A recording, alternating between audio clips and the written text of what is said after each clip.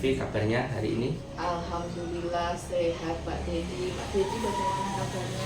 Ya ini karena banyaknya aktivitas dan perubahan cuaca ini kayaknya kurang sehat juga ini. Tapi nggak apa-apa, tetap kita membersamai murid-murid ya untuk kemajuan murid.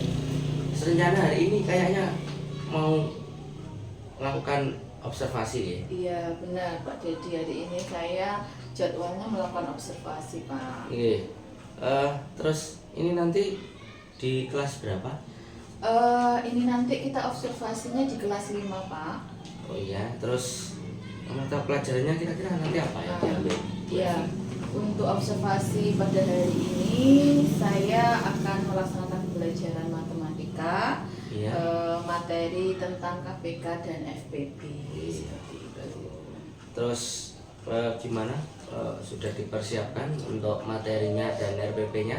Alhamdulillah sudah dipersiapkan Pak, sudah saya susun untuk RPP dan materinya sudah saya susun, untuk media pembelajarannya juga sudah saya siapkan. Baiklah, kalau boleh tahu ini Bu Evi, dari materi yang nanti mau disampaikan Bu Evi ke anak-anak ini, kira-kira tujuan pembelajarannya apa ini?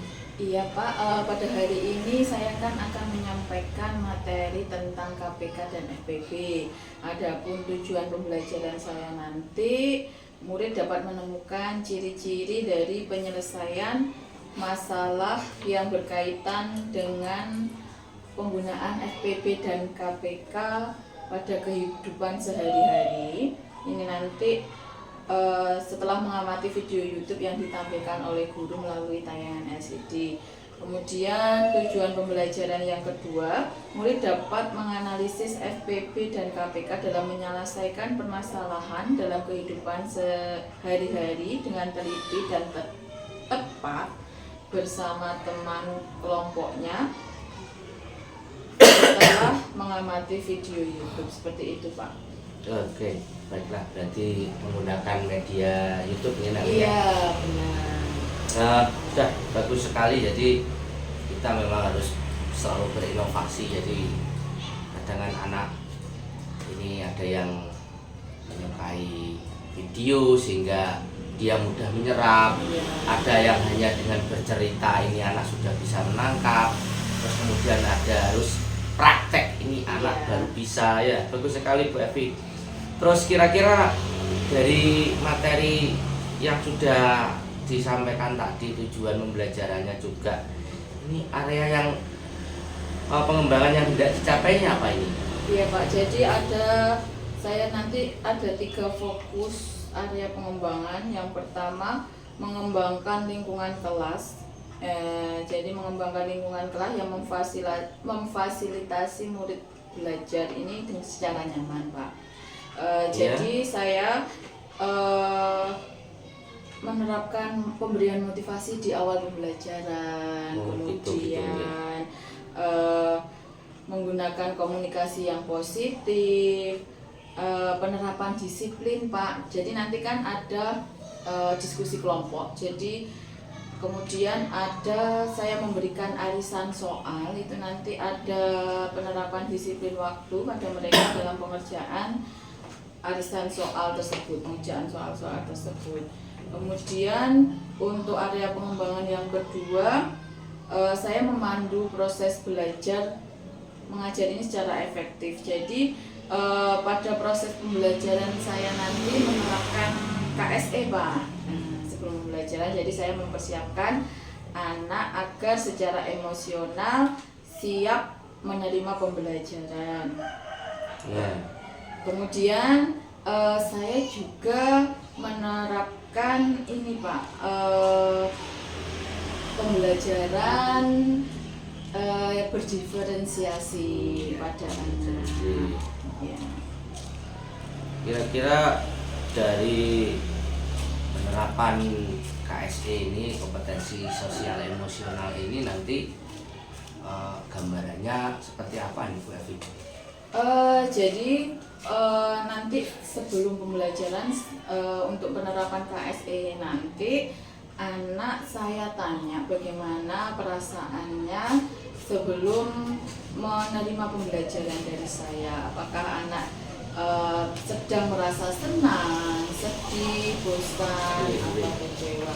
Oh iya Pak, untuk area pengembangan ketiga saya nanti saya akan memberikan umpan balik dan asesmen kepada Ya. Umpan balik ya. ya dan asesmen Pak. Asesmen ya. Oke. Terus tadi kan Bu Evi juga menyebutkan pengembangan pembelajaran berdiferensiasi.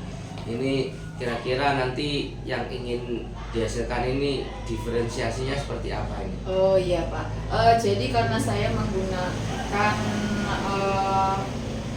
YouTube, ini nanti ada diferensiasi konten seperti itu. Kemudian ada LKPD, itu menghasilkan diferensiasi produk Pak. Anak-anak saya bagi menjadi 3 kelompok. Secara visual sesuai gaya belajarnya, secara visual, kinestetik dan audio visual seperti itu. Oke, berarti hanya 2. Ya. Hanya 2 nggih. Jadi konten sama produk ya.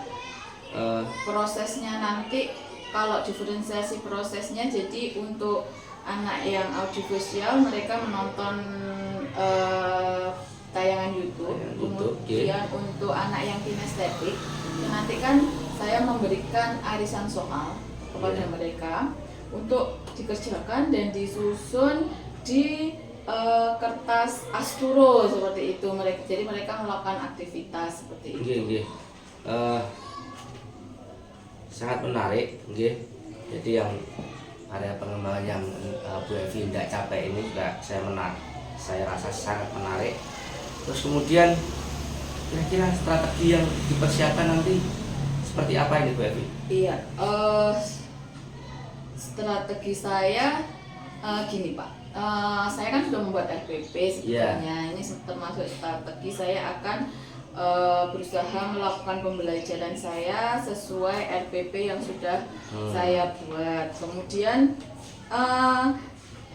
berhubungan dengan umpan balik dan asesmen tadi, saya sudah mempersiapkan perangkat asesmen dan umpan balik Pak.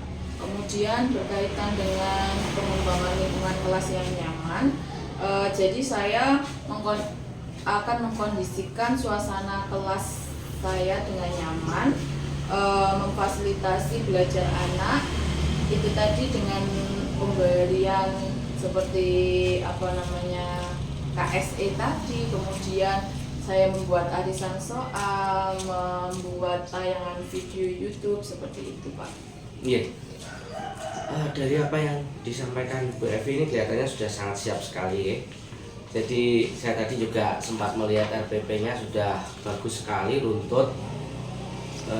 Nanti catatan dari saya, nanti Bu Evi nanti silakan lakukan pembelajaran seperti yang sudah direncanakan dengan maksimal ya nanti tentunya. Terus kemudian saya sarankan nanti untuk area pengembangan ini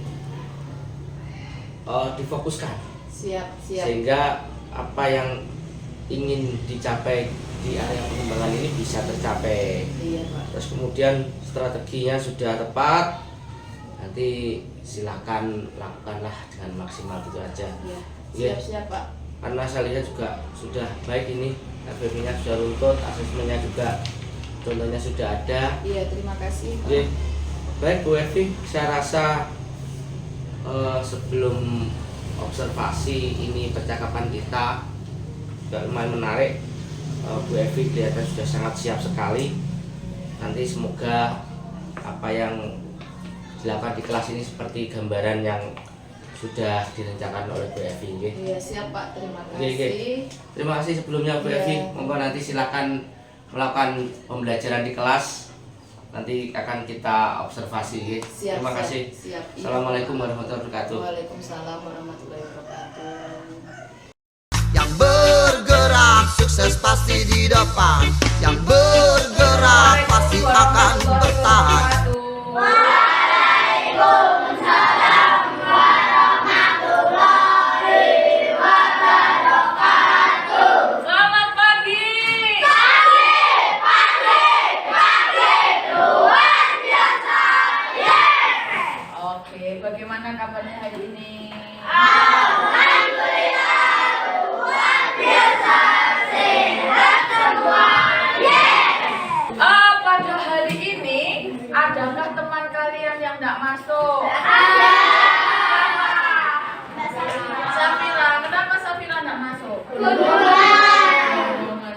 kita doakan semoga teman kalian lekas sembuh. Gondongan itu adalah salah satu penyakit yang menular. Oke, baik anak-anak, sebelum kita belajar sebagai ungkapan rasa syukur kita, mari kita berdoa terlebih dahulu. Doa dipimpin, waktunya siapa yang mimpin doa? Oke, Arya silahkan pimpin doa. Doa mulai.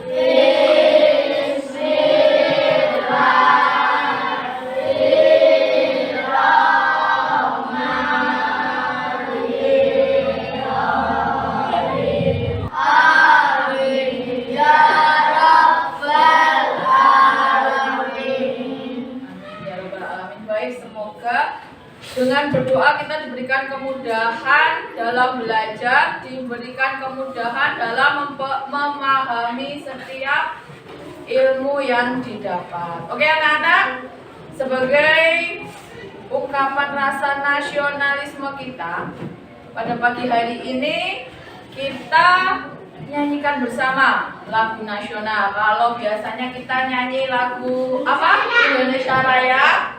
Sekarang waktunya kita menyanyikan lagu Maju Tak Gentar. Oke, siapa yang waktunya memimpin? Oh, Arya lagi. Baik, silakan ke depan Arya.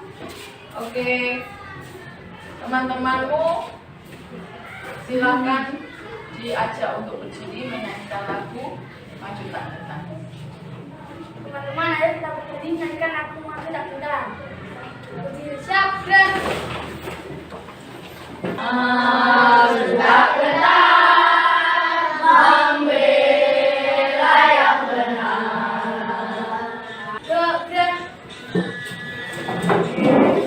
Terima kasih Arya.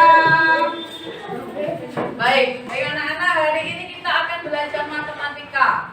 Kita akan belajar menganalisis tentang permasalahan-permasalahan yang berkaitan dengan FPB dan KPK. Sebelum kita belajar tentang permasalahan mengenai KPK dan FPB ini, seperti biasa ya, Bu Elvi pengen tahu. Hari ini aku merasa yang bagaimana? Coba. Biasanya ada yang merasa sedih, ada yang senang. Terus ada yang takut, ya kan? Ada yang ngantuk. Coba sekarang gambarkan emoticon ekspresi wajahmu ini yang mewakili perasaan kalian. Yes.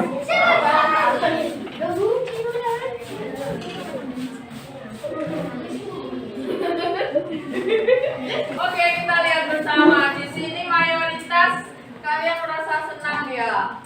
Selanjutnya, sudah siap dalam pembelajaran hari ini? Oke.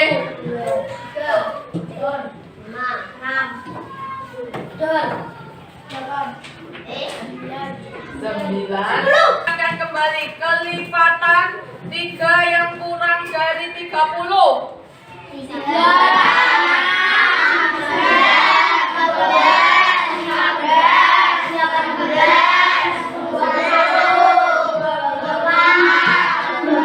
Sekarang coba amati materi.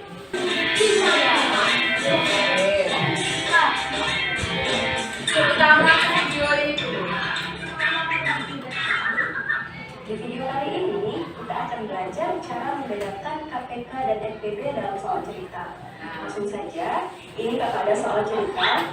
Untuk menjawab soal-soal ini, kita bisa saja harus mengetahui KPK yang terlebih dahulu atau FPB. Oke, Bu Evi jelaskan. Jadi, kalian kan sudah belajar tentang KPK dan FPB. Sudah tahu cara menentukannya. Sekarang diaplikasikan dalam bentuk soal cerita di kehidupan sehari-harimu. Nah, perbedaannya apa sih perbedaan dari KPK FPB ini? Oh, soal ini menyelesaikannya menggunakan KPK. Oh, soal ini menyelesaikannya menggunakan FPB. Jadi perbedaannya ya, kalau KPK itu yang ditanya selalu waktu, yang ditanya selalu waktu. Kalau FPB yang ditanya selalu jumlah. Waktu misalnya Nando pergi berenang bersama Aldi. Nando pergi berenang bersama Aldi pada hari Kamis tanggal 19 September 2024. Mereka akan berenang bersama-sama lagi pada hari apa? Gitu. Misalnya kalau Nando berenangnya setiap 4 hari sekali, kalau Aldi setiap 5 hari sekali. Nah, mereka akan bertemu berenang bersama setiap pada hari apa? Nah, itu menggunakan KPK. Kata kuncinya setiap titik-titik sekali, bersamaan, bersama lagi, bersama-sama. Oke, dari sini ada yang ditanyakan? Untuk materi ini boleh dicatat, silakan. Ini dikasih kotak, ini kuncinya untuk kalian bisa mengerjakan soal KPK dan MPB dalam kehidupan sehari-hari. Oke, silakan ditulis. Setelah ini kita akan berkelompok. Setelah berkelompok nanti kalian akan mengerjakan LKPD dan arisan soal ya. Kita lotre arisan soalnya. Jadi nanti kalau ada soal-soal cerita, kalian harus teliti. Matematika itu harus teliti, menganalisis. Oh, KPK. Oh, saya harus menyelesaikan soal ini dengan KPK karena ada kata-kata ini. Karena yang ditanyakan apa kalau KPK? Yang ditanyakan apa? Waktu. Mari bergerak kawan, jangan ragu. Bu Evi, Waalaikumsalam Pak Dedi. gimana kabarnya hari ini? Alhamdulillah sehat Pak Dedi. Pak Dedi bagaimana kabarnya? Ya, alhamdulillah sehat juga. Bu Evi, hari ini kita akan melakukan acara pasca observasi kemarin yang sudah Bu Evi lakukan kemarin. Iya Pak. Oke. Jadi dari kemarin yang sudah Bu Evi lakukan di kelas pembelajaran, bagaimana perasaan Bu Evi setelah melakukan observasi di kelas kemarin? Iya, alhamdulillah Pak, setelah melakukan observasi di kelas kemarin, perasaan saya plong. Gitu ya? Iya. Di plong. Ya. Plong, alhamdulillah sudah terlaksana seperti itu. Ya. Terus kemudian dengan kehadiran saya mensupervisi Bu Evi di kelas itu, bagaimana perasaannya dengan? Di awal-awal pembelajaran saya merasa agak gimana gitu, nervous agak gitu. nervous. Alhamdulillah saya bisa mengendalikan diri seiring berjalannya waktu dalam pembelajaran tersebut. Iya, sebenarnya sama saja. Yang penting kita itu mengajar tanpa ditunggu saya ataupun tidak, itu seharusnya ya pembelajaran bisa tetap normal seperti biasa tuh. Tapi ya memang manusia itu kan memiliki perasaan, jadi biasalah seperti itu mungkin.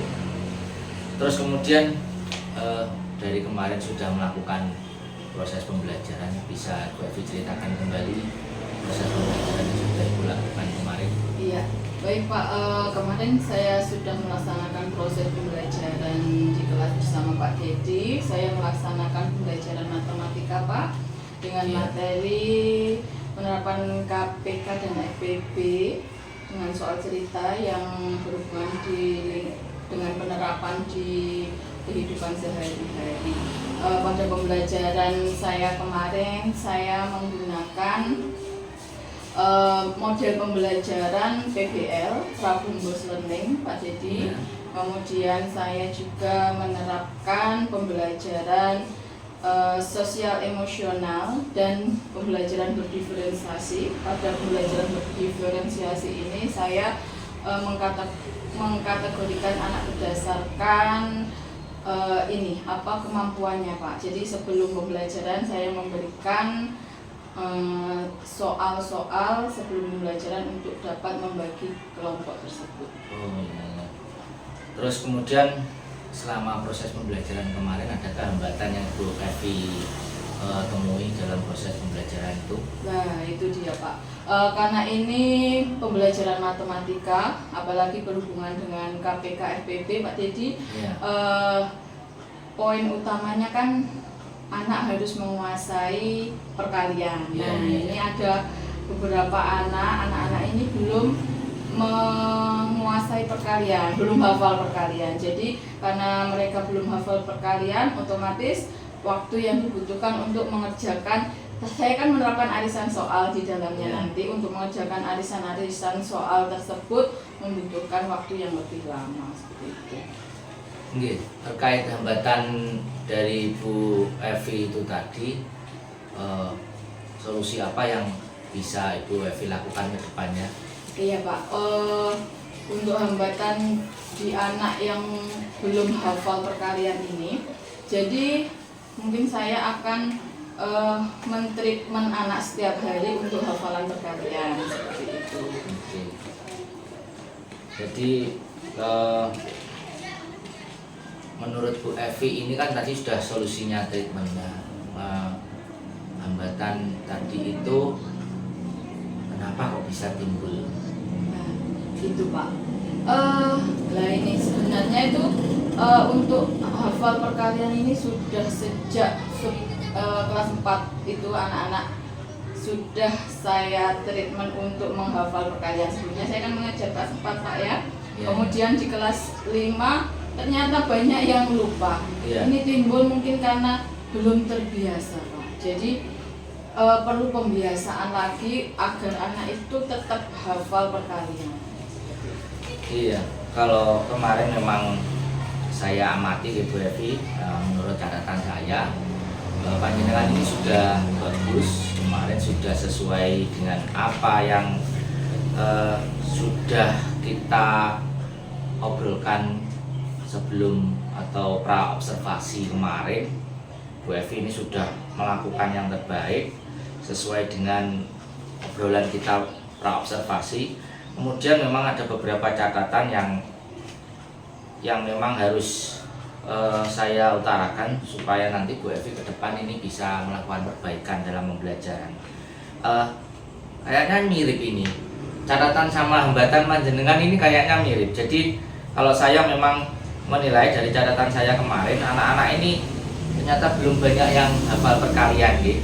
Jadi saya amati itu karena Bu Evi menggunakan arisan soal kan, terus kemudian didukung anak-anak yang banyak belum hafal ini, akhirnya waktu itu yang lama gitu. Waktu pengerjaan soalnya itu lama. Terus kemudian yang kedua saya amati sebaiknya Bu Evi ini kan kemarin pembagian kelompoknya masih pakai hitungan gitu. Iya. Pakai hitungan. Jadi hendaknya ini ke depan kalau bisa Bu Evi kan sebelumnya melakukan asesmen pemetaan anak, mana yang anak pandai, mana yang kurang pandai, seperti itu dipetakan. Kemudian pengelompokannya dalam satu kelompok itu dibagi. Jadi ada anak-anak yang memiliki kelebihan seperti itu, juga ada anak yang memiliki kekurangan. Sehingga sehingga dalam satu kelompok itu bisa saling membantu, bisa saling berdiskusi, sehingga kalau kebetulan kalau kita menggunakan hitung-hitungan ya pas di angka yang hitung itu melumpuk anak yang kurang pandai semua. Ini nanti pasti tidak akan bisa berjalan dengan baik ya. Tapi kalau ada anak yang pandai seperti itu akan istilahnya mendorong teman-temannya untuk menjawab. Jadi mungkin itu Bu Evi guys, dari catatan saya yang pertama tadi perkalian, kemudian pembagian kelompok. Terus dari catatan saya tadi ini kira-kira rencana tindak lanjut dari Bu Evi ini tadi apa? Iya. Dari catatan yang Pak Dedi sampaikan tadi, rencana tindak lanjut saya yang pertama itu akan membiasakan anak untuk menghafal perkalian agar pada pembelajaran matematika anak-anak akan lebih mudah mempelajari matematika menyelesaikan soal-soal, sehingga tujuan pembelajaran yang saya akan terapkan di kelas itu dapat tercapai, Pak Dedi. Yang kedua, seperti yang sudah disampaikan Pak Dedi tadi, untuk selanjutnya saya akan membuat kelompok itu yang heterogen. Jadi ada anak yang memiliki kemampuan lebih, ada anak yang memiliki kemampuan kurang, sehingga anak yang memiliki kemampuan lebih ini dapat menyokong, dapat belajar bersama dengan teman-temannya, seperti tutor sebaya itu, Pak. Iya. Terus tadi rencana Bu Evi ke depannya, kira-kira kapan ini bisa memulai rencana ini? Iya. Untuk memulai rencana ini, untuk jadwal matematika ini pada minggu ini itu sekitar Rabu, Pak. Jadi mungkin dari hari Rabu nanti saya bisa memulainya. Berarti langsung action gitu. Langsung action, nggak usah lama-lama, Pak. Secepatnya. Oke. Terima kasih Bu Evi. Ini sesuai atau sejalan dengan ide atau pemikiran dari Bapak Presiden kita yang baru, supaya meningkatkan pembelajaran matematika, karena semua bidang itu pasti akan ada matematikanya. Kalau anak-anak matematikanya tidak pandai, hitung-hitungannya tidak pandai, berkalian tidak pandai, tentunya akan menghambat semuanya juga. Karena juga matematika di kehidupan nyata kita juga perlu sekali, kita mau beli, kita di pembelian berapa, kalau tidak bisa matematika juga akan mudah ditipu oleh orang. Terima kasih Bu Evi atas waktunya hari ini. Jadi itu tadi hasil pengamatan saya tentang Bu Evi, tapi pada prinsipnya keseluruhan sudah sangat berjalan dengan baik sesuai RPP, undang RPP yang Bu Evi sodorkan ke saya. Terima kasih, semoga ke depan bisa menambah ilmu wawasan supaya anak-anak kita bisa lebih pandai lagi. Terima kasih juga Pak Dedi atas masukan-masukan, saran-sarannya diberikan kepada saya. Terima kasih. Wassalamualaikum warahmatullahi wabarakatuh. Waalaikumsalam warahmatullahi wabarakatuh. Teruslah melaju, lakukanlah, jangan buang waktumu. Berlarilah sejauh kau mampu, jangan pernah padamkan ambisimu.